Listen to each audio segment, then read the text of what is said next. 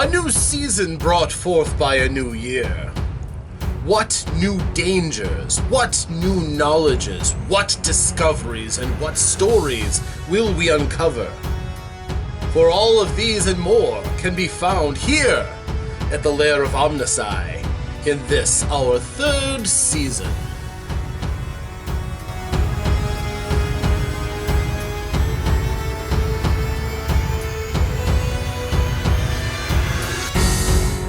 Hello friends, it's me Rob, and today I feel like talking and chatting about old times.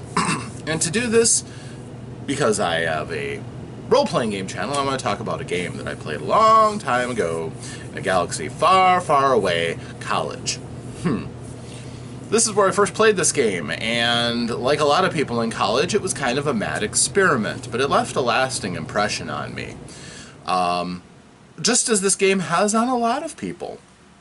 The game I'm referring to in this case is Vampire the Masquerade. Now, when I got to college, I really never thought I would have any interest in Vampire the Masquerade. People who played that game always seemed to be those outsiders on the edge. Now, this was before gaming was kind of more pop culture and more of a central experience for a lot of people.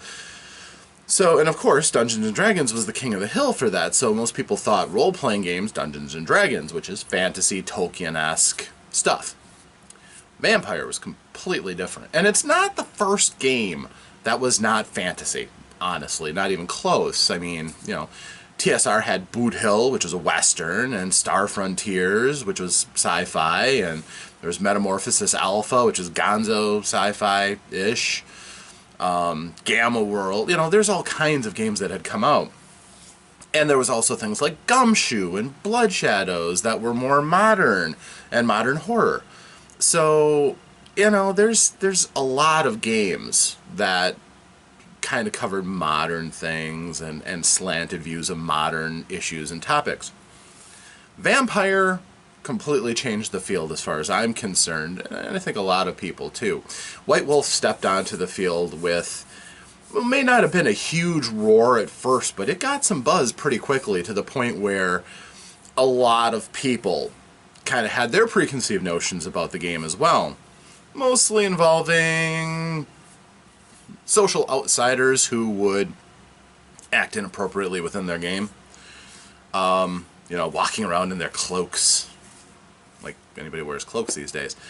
But they also were well known for the LARP aspect, the theater of the mind that Werewolf and all the other World of Darkness games would eventually be incorporated into. But with Vampire, it was a very personal experience. And I dare say, from my experience, Vampire, and many of the other White Wolf games, but especially Vampire, is probably one of the best games at drawing a person into a kind of a personal horror. Now, you know, people will go, but Call of Cthulhu. Well, Call of Cthulhu is fantastical horror. You play normal people, but the threats are, well, let's just say the game master has to kind of draw you into that world and make the threats, you know, credible. Some people, you know, have a hard time, the disconnect of suddenly facing fishmen from the deeps and creatures from beyond thought, and oh, you can go insane, but your insanity is just a stat. So it's, you know, there's a little disconnect there in Call of Cthulhu. Of course, a skilled game master, a skilled keeper can transcend that and really draw the players in. But with Vampire is personal horror. The monsters, oh yeah, there are monsters out there, but a lot of the monsters are inside. Outside of your control, constantly raging against you. And some games that can really be pronounced. Now, for those of you who don't have any experience with Vampire, or maybe only know about it from stereotypes, I'll very briefly explain Vampire. Vampire is a game where you play as a vampire. No big shock there. But with all the expanded world in the World of Darkness, there's lots of other creatures of darkness out there. The idea is that the World of Darkness is our world, just seen through a darker lens. So all of the things that happen usually because something is prompting it outside of the knowledge of mortal man. So you want to explain away most of what's happened throughout history, it's because perhaps vampires were fighting and they used mortals as their tools, or maybe there's a reaction the mortals had to vampires pushing things too far, or maybe it was because of some werewolf stirring things up. Things like that are the reason for the motivating factors, as well as all the supernatural stuff that happens. Now, Vampire wasn't the first game to really dwell on supernatural things beyond your vampires. It was actually fairly isolated. Your characters come from a direct bloodline from Cain, the first vampire, the first murderer cursed by God to live forever under the weight of his sins. And he became a vampire. And there was an entire origin storyline, and Cain had children, he spread his curse to others, and then he got mad and destroyed them. And there was a third generation, and then the Great Flood came. Or no, the Great Flood came and destroyed the first city, wiped out the second generation. Third generation are the antediluvians, which means after the flood, and they are incredibly powerful vampires. Incredibly powerful. To the point that they could not even really comprehend humanity anymore. And they're ancient beyond, beyond any recognition of history at the moment. So Cain had these children, and then he just kind of went off. Cain leaves the story at this point, and his children have children and children and children and children and children. These antediluvians were basically the founders of their bloodlines, in that their own personalities, their own aspects of the curse that's been laid and passed down through Cain, has twisted these various beings into their own unique, amazing powers, but also their own very limited point of views. So, for instance, Ventru was a patrician back in the day. He was a noble, and he insisted that his bloodline be the ruler of the kindred, the vampires, as they call themselves, the kindred. And as a result, his children are very, very tough and have abilities to control men's minds and be very, very dominant over others. That's their role in vampire society. And when you see somebody and they find out they're a Ventru, you expect them to be tough as nails, the ability to sway people's minds by just looking at them, and having a very powerful personal presence that can just bypass barriers and win them allies from enemies. And all these other bloodlines also had their own. There's a complicated and convoluted history, including some that didn't start out with the antediluvians. There's at least one that kind of bought into the game, a wizard named Tremere, who basically stole blood magic and founded his own line of vampires. There's also an usurpation. There was a group called the why can't I remember them? But anyhow, the Giovanni, a group of basically gangsters, came in and rubbed out their bloodline as much as possible. It begins with a C. Why can't I remember it? I had a prominent character who was one of these guys. Ugh, sucks. But anyhow, so yeah, there's all kinds of history, layers and layers and layers of history. The folks at White Wolf lavished a lot of attention on the vampire storyline and basically recreated the history of man through the image of these vampires.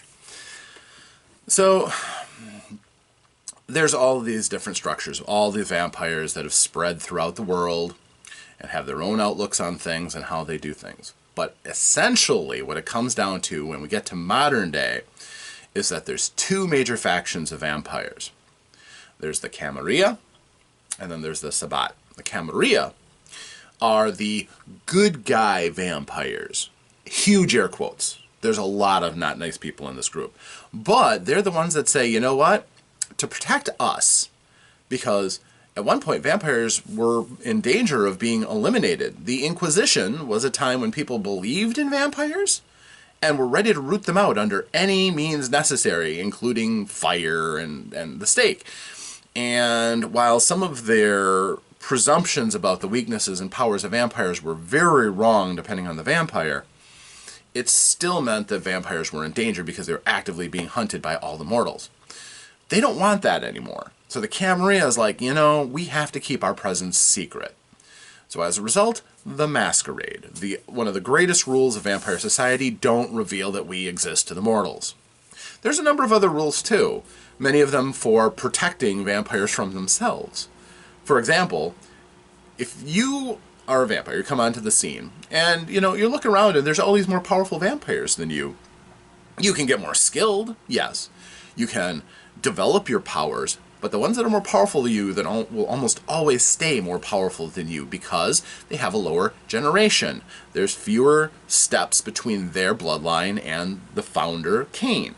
So you might say, I want in on that game. Well, there's a way to do it. You have to kill another vampire, and you have to drain them completely, basically stealing their soul. But if you do that, your generation drops by 1, and you become more powerful, potentially vastly more powerful. And if you keep doing that, that's called diablerie. And it's one of the most frowned upon things in the Sabbat, in the Camarilla. That is a death sentence most of the time if people find out that you are a diablerist, because all of a sudden, now everybody, from the princes of the cities, the primogen, the most powerful, oldest vampires of a city, they're on your dinner plate. So they use all their resources to crush diablerists. And various other things too, but, most of them involve the power structures and status and stuff. I'm not going to get into all of that. So the Sabbat, on the other hand, are gleeful about, we're vampires, screw it, we're ruling. And they're considered by the Camarilla to be uncivilized anarchists who don't care if the world burns around them and that all of their delicate structures of powers that the Camarilla have built are in danger of toppling at the intercession of the Sabbat. The Sabbat are somewhat politicized themselves, but you have a bit more upward mobility, and they aren't as creeped out by diablerie. They kind of see it as natural Darwinism of a way. So that, of course, can vary from vampire to vampire, but still, that's kind of one of the major collision points. See, there's two main elements in vampire. There is personal horror, which I'll get to in a second, and then there's conflict. There's constantly conflict. The older generation is in conflict with the younger generation who wants a slice of that immortal pie.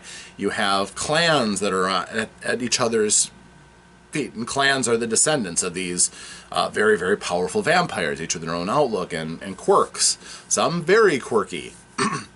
And you have, of course, the struggles between the coterie, which is a group of vampires tasked to work together, and that is generally your playing group, and everyone around them, because as a group they're more powerful, so there's people who want to use them, who want to manipulate them, who want to possibly see them not a danger, which can be, meaning liquidate them. It can be a very harsh world, and oftentimes it is presented as being a very harsh world.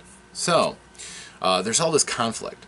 Now on top of this, you're a vampire, so you're immortal, but there's all these threats. Probably your greatest threat at any given time are other vampires, because, let's face it, you are food too. Some of them would really like to drain you. And the generations drop down, 13th, 14th generation, where the vampire's blood is so thin, they basically get a small packet of powers, and they can't have children anymore because their bloodline is too thin and too weak. So for them, they either enjoy being a normal Joe with superpowers and a bad sun allergy, or maybe they look to lower their generation in a way that they find out about. It happens. It does. So there's all these different conflicts that are going on. Now, on top of that, though, you've got the personal horror. There are things that are outside of your control. One of them is the gnawing hunger for blood. Every day, some of your blood gets burned away, and you are a container of blood. And fueling your existence drains your blood. Using all of these amazing powers that you have access to uses your blood.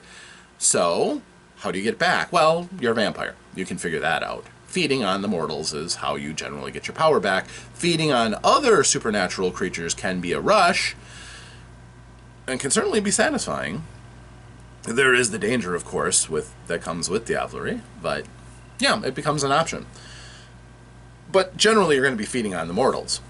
All of the non-vampire humans, you really are a completely separate race at this point. The vampires dismissively call the kine the cattle.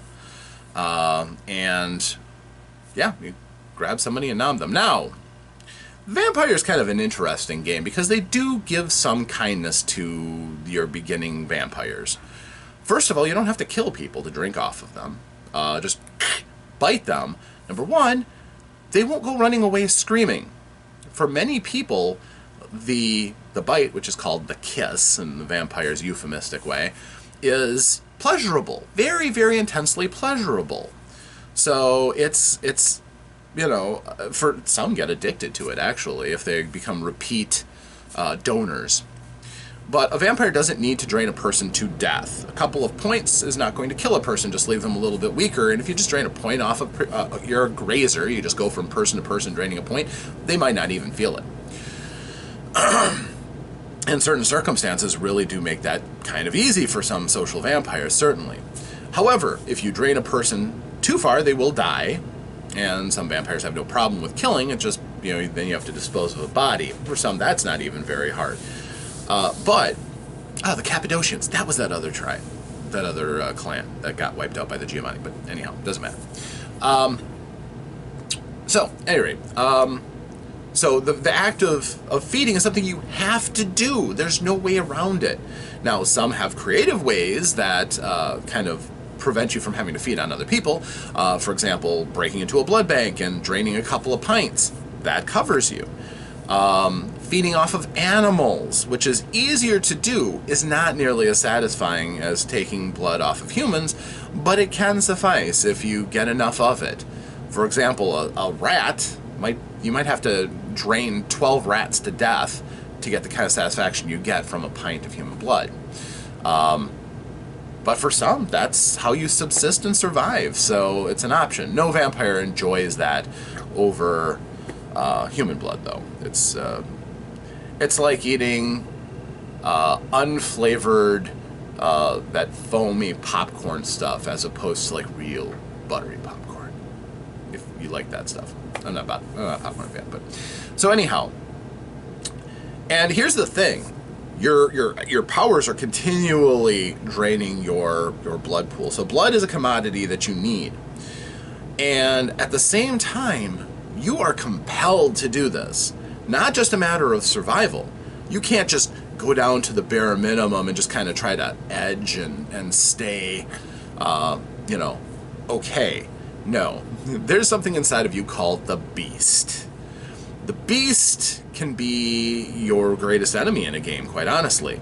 If you get scared, if somebody shows you something that can destroy you, like fire, even lighting a cigarette, that fire can drive you into a frenzy.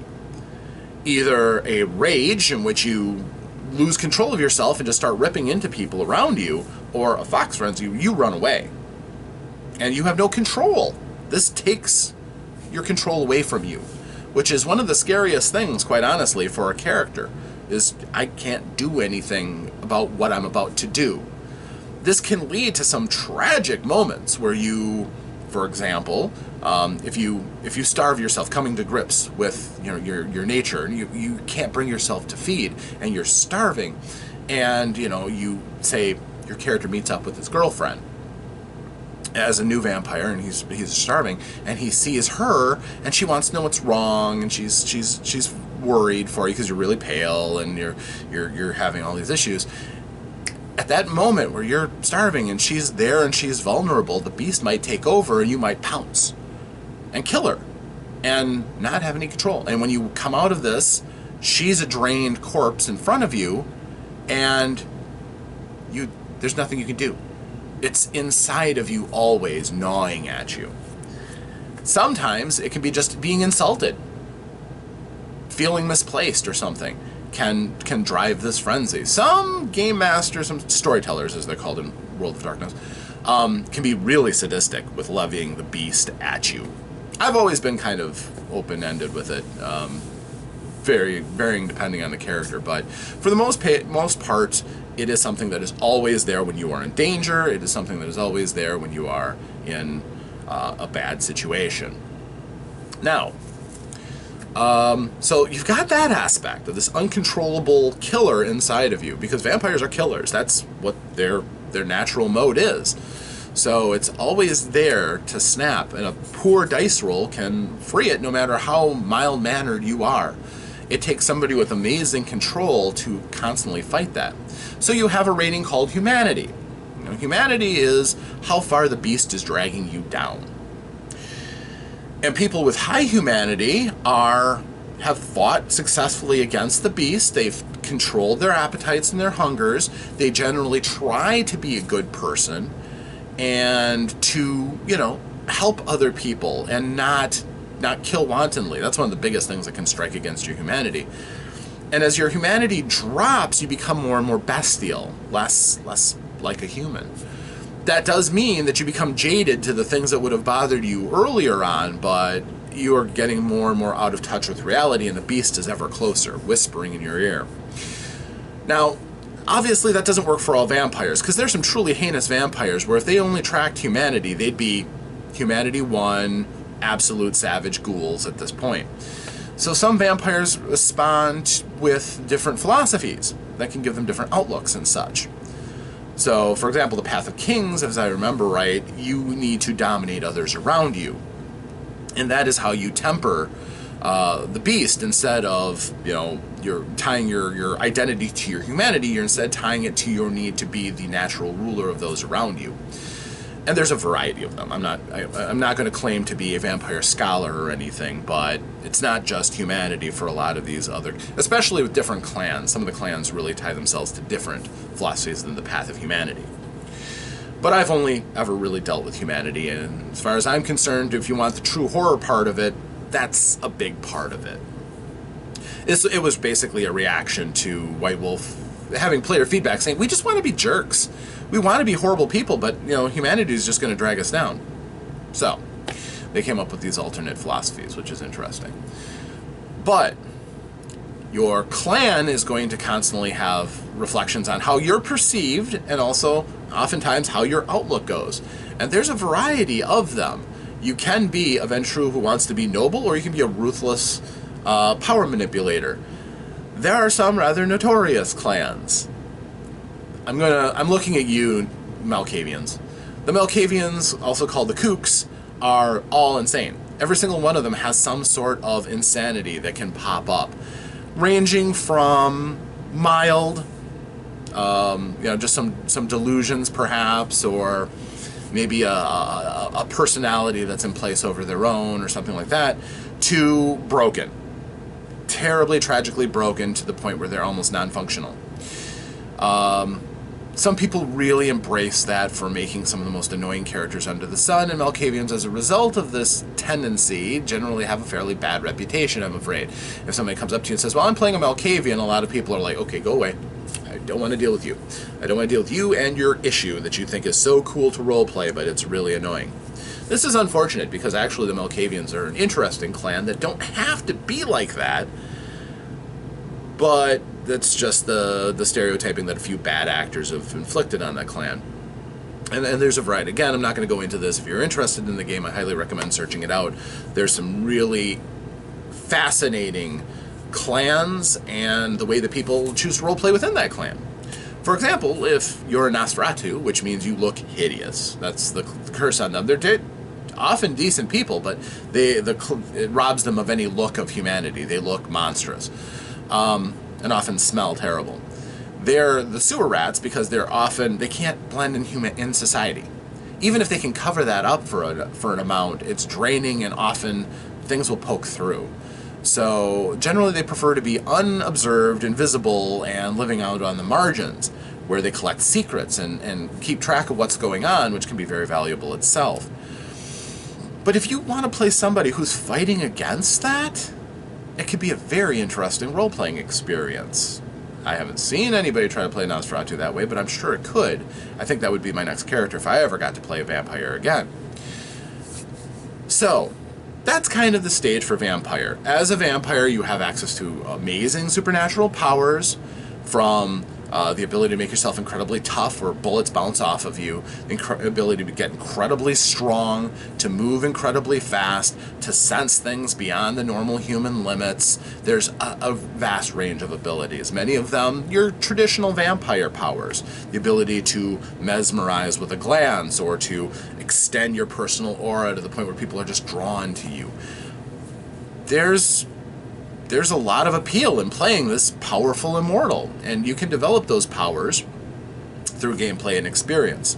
In a way that's not uncommon to role-playing games, obviously. So, my experiences with the game. That's the thumbnail sketch, and I think that's enough to give almost anybody any idea of what the experience of Vampire was. So the first time I ever played Vampire was in college, as I said.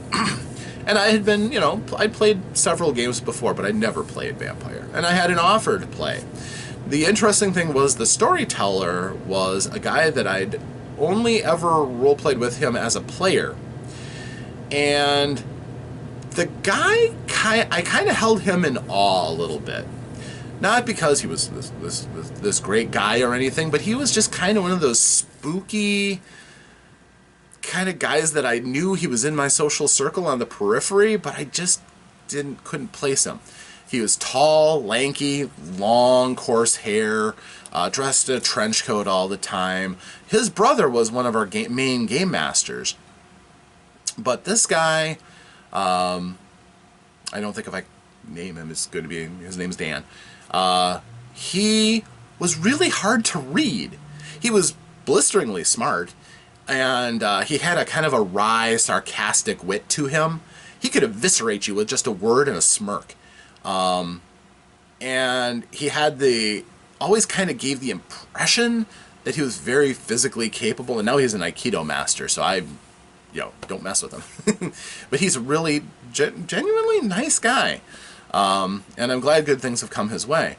But at the time, I was like, I never got a really good read on him. He tolerated me, but at the same time, I always felt he got a great deal of humor out of everybody around him. So I couldn't really feel all that comfortable with him. But when he told me he was going to run a vampire game, I said yes. I was available. I was in college, so I had free time. And I agreed. And he told me the way we were going to play. We had 6 players. 3 of them were going to be Camarilla. 3 of them were going to be Sabat. Now, I didn't know what that meant, so okay. So we're playing against each other? He's like, well, maybe. Could be. But I didn't get a lot of information. And this is before I had access to the internet. So I didn't have a chance to look anything up. So I made my character. I made a Ventru. And he was a very straight-laced, unoptimized character. He had some toughness. And I think I got some dominate with him. Don't think I went into presence. And he was a businessman. His sire, the vampire who turned him, was basically a business partner. And they had been friends for a while, and he finally said, hey, you could really help us out. I can give you immortal life and good stock options if you want to join up. And, I thought about it. And in character, this is where I really learned to have a character's unique opener. And if I'm going to play a campaign, I want to give each player in the session 0 a little bit of time to role play and fit into their character so that I can understand them, throw a challenge at them that they have to deal with, so we can kind of come to a common ground. In the case of Vampire, it's beautiful because oftentimes this first experience can be your embrace when you become a vampire. And it's a deeply personal experience. And I do this for Vampire too. If anybody's a first-time Vampire player with me, they're going to get the embrace. If anybody's a first-time Werewolf player with me, they're going to get their first change. I make it memorable. That's all I can say. And usually it's something that's tragic, that sets the tone for what's going to happen next. So, it often is bloody. It often is something that is dictated by the course that you kind of set for yourself. So, example, my character was pretty inoffensive. He was very smart, very good with money, and somebody who is of value to the Camarilla, and genuinely a good guy. But again, did I say he's unoptimized? Oh yeah, he had a couple of those flaws that nobody ever takes. The big one was Ward. He had a daughter that he cared very much for and wanted to see be okay. This is a weakness, a critical weakness that vampires can rarely afford, but I had it. And the nice thing is that it can be a grounding point for your humanity, you know. So, you know, if you care for somebody else, that is exercising your humanity, which is good. So, my character basically got embraced. Again, it was a uniquely personal experience, one-on-one with the storyteller, talking about how he felt the blood draining out of him. Just as he was dying from being out of blood, he felt blood enter his mouth, and he started drinking, and the change happened thereafter. His body died, and explained the growing pains into being a vampire as his internals atrophied. He wasn't going to need that anymore. And seeing the world around him with new eyes. Vampires have keener vision. They have different perceptions than humans do, and growing into that, it was beautiful. It was poetry in role-playing form. The game master, the storyteller, he was very talented. To a level that I didn't know. I knew he was a good role player, but he rarely, you know, played with us beyond that first time I played in college. So, you know, I, again, didn't have a great read on him, but I knew he liked the role playing, but his talents as a storyteller were amazing. If he ever ran another game, I'd jump on in a moment. And it was a beautiful experience. My first time getting into Vampire. So I hope anybody who plays Vampire gets something like that. It's so just awesome. So then I got dragged to court because my sire had to present me to the court. He had earned the right to have a child. Yes, the person you embrace is called your child for a long time. But basically they can consider their child as long as you both live, but you know, it's important when you're just getting introduced into vampire court, which is loosely based on feudalism. There's a prince of any given city from the Camarilla that the Camarilla controls, and they have a lot of power. And there's a council of elders called the Primogen, who also have a great deal of power, sometimes at odds with the prince. When they work together, that oftentimes means a more harmonious city. But politics are often the watchword of these games. We were playing Milwaukee by Night. Now, I live in Wisconsin. I live an hour away from Milwaukee. The fact they had a source book called Milwaukee by Night about a city that I could drive to, if I had a car, college, was cool. Somewhat less cool, I'm not a city boy. Cities scare me. They really do. The city I live in, Fond du Lac, is very small in the whole scope of cities, so I can be comfortable here. But going to Milwaukee scares the daylights out of me, from traffic to just having that many people around. It's hard on me. So I'll go in to go to the museum or something like that, but I'm not going to day trip in Milwaukee. It's just not my thing. Chicago scares the daylights out of me too, and I can't even imagine what New York has got to be like. Or LA, or anything like that. I can't understand why people want to pack themselves together like that, but that's me. That's a little piece of me. There you go. So, I wasn't familiar with anything in Milwaukee, but I'm playing a character who is, so that's cool. So we got introduced to the prince of the city. His name was Ballard, I believe. This gross fat Ventru. And he saw a lot of potential in me to continue to make the clan money, and to be a good citizen. We are also introduced to the other two who came along at the same time. One of them was Nosferatu, who was really hard to see. And I think I only met him there. He bumped into us or left us messages a few other times, and that was it. He was a persona just gone. Stayed as far away from everyone else as possible. I never really, found out a lot about him. He was a survivor, but he just did not want to be with the rest of us, which, okay, that's fine, I guess. And I honestly can't remember the other player. That says something, probably, but, I can't remember. Now, you might be going to yourself, wow, you sound like you have a pretty milquetoast coterie. And boy, you're right. Oh, you're so right. On the other hand, the people who were playing the Sabbat knew Vampire. They made really twisted people. Really hardcore, twisted Sabbat. And basically the story became Lambs to the Slaughter. because the Nosferatu said, screw this, and he was gone. So it was 2-on-1.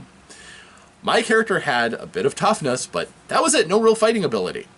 I think I had a dot or two in firearms because he shot guns at a gun club from time to time, just to keep some skills and stuff. And he lived in a city, so he had a small gun. But,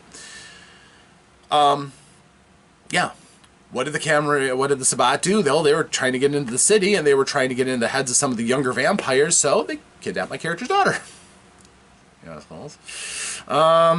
yeah, they did that. That was a thing that happened right away. So I'm basically kind of starting to try to learn my way through Vampire Society, and they instantly made this you versus 3 very nasty vampires using your daughter as leverage. Well, this sucks. So I really had to plumb the depths of my role-playing there, and we weren't going into high, glorious drama at this point. I had to think, oh my gosh, what is this guy going to do? So my plan that I eventually came up with was a terrible, terrible position to be in, because they left me no doubt as to what their intentions were going to be. My character went and bought a gun, and I met at the designated area, and if he thought that he could win, he would certainly try to do that and save his daughter. However, the gun was for her if he couldn't. He wasn't going to let them turn her into something horrible. He wasn't going to let them do anything horrible to her if he couldn't stop them. And I didn't have the connections to get like a bully gang of Bruja or even anarchists to go and tussle with these Sabbat. I had nothing going into it. No idea of the world, which was appropriate because my character certainly didn't either. All I had was what I could do, what I could see on my paper, and that was it. And I was warned against calling for help too, so my character didn't really want to introduce a lot of other people into this. And I went, and I got staked, dragged off, I believe to be diablerized. I can't honestly remember. All I remember was being incandescent with rage at how unfair it was, what a horrible situation to be thrown into, and, you know, to the pack of giggling anarchists on the other side of the table from me when this all happened, knowing one of the group just gave up on it. Just, I don't have to be here and you can't see me, so I'm gone. Poof. Used his massive amounts of obfuscation, and nobody saw him. He just left. The other person, I think, ran away too. My character had to be there because of the daughter, and it ended up being tragic. He went down. I got staked. I might have gotten gunned down first, and honestly, like I said, I cannot remember what happened after that point. He probably got diablerized. I'm almost certain he did. And that was my very first experience. Now, after I came down from that, I came to realize a couple of things. I swore that I'd never play it again, but no. Actually, it's true that I have never played it again, so there is that. I don't think I have ever played it again. I can't remember. I think I've only ever really played Werewolf after that in World of Darkness. I think. So anyhow, that was my first taste of it. And I eventually came to realize that the storyteller was just setting up a situation. He wasn't for me or against me. He just let things happen the way they did. I got a very brutal introduction to the game, but in hindsight, it actually really helped to frame how the horror can really work. I was really scared for the daughter. That was just a stat on my sheet. But I really got personally involved in that. It was a deeply moving game. Probably the most personal game I've ever played. And that's something that I can only really aspire to give to other people, is that involving of a storyline. Probably not under the same circumstances. I wouldn't want anybody else to quite feel that brutalized after a game. But it's valid. It's totally valid.